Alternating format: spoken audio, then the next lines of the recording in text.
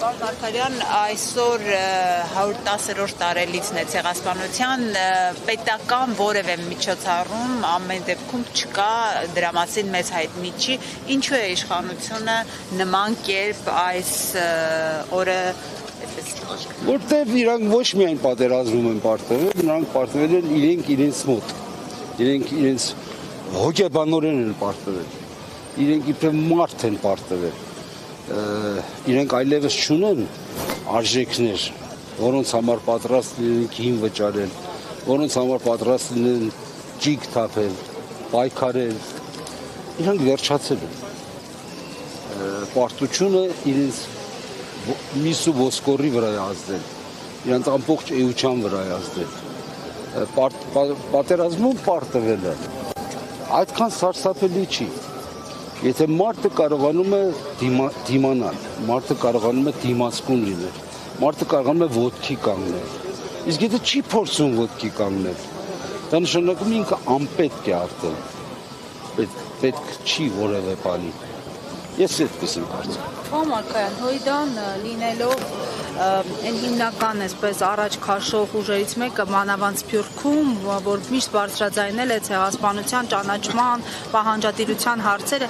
երբևէ կպատկերացներ հենց այդ կուսակցության ներկայացուցիչները, որ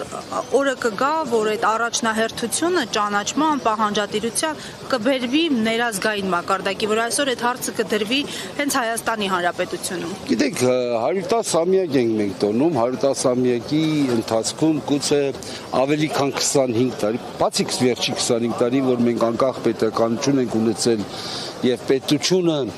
ինչ-որ իմաստով հետամուտ եղել ցեղասպանության միջազգային ճանաչման, այդ պայքարը եղել է հիմնականում սփյուռքյան ազգային կուսակցությունների պայքար։ Երբեք չի եղել համընդհանուր պայքար։ Ես ցավով եմ ասում դա, որտեղ մեր պետականությունը այսպես ասած անկախ ազգային պետականություն չի եղել։ Գուցե հիմա էլ նույն վիճակի մեջ է։ Ես սա ողբերգություն չեմ համարում։ Համարում եմ, որ այստեղ էլ փոփոխություն տեղի կունենա։ Էլի կգա մեկ ժամանակ, որ ամբողջ ազգը մեկ մարդու պես հետամուտ կլինի հայկական ցեղասպանության միջազգային ճանաչման եւ իրավունքների վերականգնման։ Սա պահ է, ժամանակաշրջան է, փուլ է, մենք հանգրվան է, որ կանցնի, վատ երազի պես կանցնի։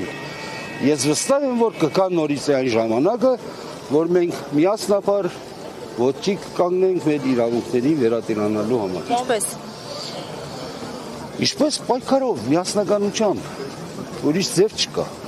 Եթե դու ազգային նպատակներ ես հետապնդում, այդ ազգը միասնաբար պետք է կարողանա այդ նպատակը հետապնդի։ Այդ միասնականությունը կազմակերպությունը նշանակում, այդ կազմակերպությունը պետականությունն է։ Այսօրվա պետականությունը գուցե ատակ չի, կարող չի դա անելու, բայց վաղվա իշխանությունը անպայման դա կարող է։ Արդյոք այդ ժամանակ արդեն իսկ ուշ չի լինի։ Օրինակ Արցախի դեպքում Նիկոլ Փաշինյանն ասում էր նշաձողի իջեցումը կարող է փրկել, բայց նշաձողի իջեցումն էլ չփրկեց։ Այսօր հայոց ցեղասպանության ճանաչման հարցը միջազգային օրակարգից է դուրս բերվում, քանի որ այս իշխանությունները նշում են, որ իրենց օրակարգում միջազգային ճանաչման հարցը չկա։ Գիտեք, զիջումը երբեք չի կարող քաղաքականություն լինի։ Զիջումը, եթե շարունակական քաղաքականություն է լինում, վերջանում է ինքնասպանությամբ։ Երբ նշանածող էին իջեցնում, մենք էլի դրան դեմ էինք։ Մենք նորից ասում ենք, որ սա ճիշտ ճանապարհ չի։ Ոչ թե որ մենք զիջումների ընդհանրապես կողմ չէինք։ Մենք ասում ենք զիջումները պետք է լինեն փոխադարձ, միաժամանակյա, համաչափ։ Մենք այդպես էինք խոսում։ Բայց երբ դու միակողմանի զիջումների ես գնում եւ շարունակապար ես գնում միակողմանի զիջումների, դա վերջանում է ինքնասպանությամբ։ Եվ մենք գրեթե այդ վիճակի մեջ ենք։ Գրեթե սատկել ենք, գուցե մեռել ենք, մենք մեզ սպանել ենք, մենք մեր իրավունքների տերը չենք։ Եթե տերը չենք, ուրեմն կենդանի չենք։ Պարոն Մարգարյան, գիտենք, որ որքան քաղաքացին Հայաստանի Հանրությունը դժգոհում է այսօրվա իշխանություններից, նույնչափ էլ դժգոհություններ կան ընդդիմությունից, ասում են որևէ միայն հարտահայտություններ են անում, այսպես ճառեր են կարդում, բայց որևէ հստակ օրակարգ թե ելքեր չեն առաջարկում։ Բնական է, որտեղ այս ժողովուրդը ընդդիմությունից պահանջում է, որ այս իշխանության հեռացնի։ Քանի չի հեռացրել, դժգոհ կլինի, բայց ինչպես պետք է լինի։ Այսինքն դա բնական բան է։ Մեզնից ակնկալվածը մենք չենք կարողանում անենք։ Եվ բնականաբար քաջողվի, ոչ ոք չունի նման հնարք, նման ձև, որ 1, 2, 3 քայլ եւ ինչ որ մի ծրագիր հաջողվի։ Այսօր չլինի, վաղը կլինի, վաղը չլինի, այսօր 5 տարի անցել ինչքան շարժումներ ձևավորվեցին պահանջով իշխանության հեռացման, բոլորը հերթով տապալեցին։ Բայց ամեն մի շարժում ունեցավ վերջապես իր արդյունքը, ձեռք բերեց ինչ-որ մի արդյունք, ինչ-որ մի բան հետաձգեց, ինչ-որ մի բան խանգարեց, այդպես չէր, որ անարդյունք էր։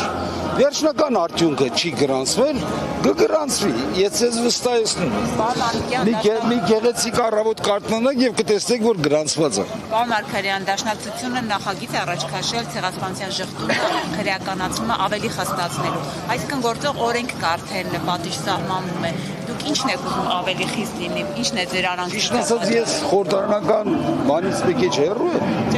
Ավելի լավ է դուք հարցը տաք խորհրդարանի պատգամավորների, որ կարողանան ավելի սրույթ պատասխանել, բայց ես հասկանում եմ, որ ժխտումը քրեականացնելու խստացումը հետևանք այն բանի, որ ինչ որ բաներ են մտնում, այսպես ալիքներ են մտնում, որ ոչ թե ժխտում են, այլ կասկածի տակ են առնում, կամ քննության, սա թուլացնում է մեր ընդհանուր դիրքորոշումը, պայքարը, հարցը կարծեմ դրան է։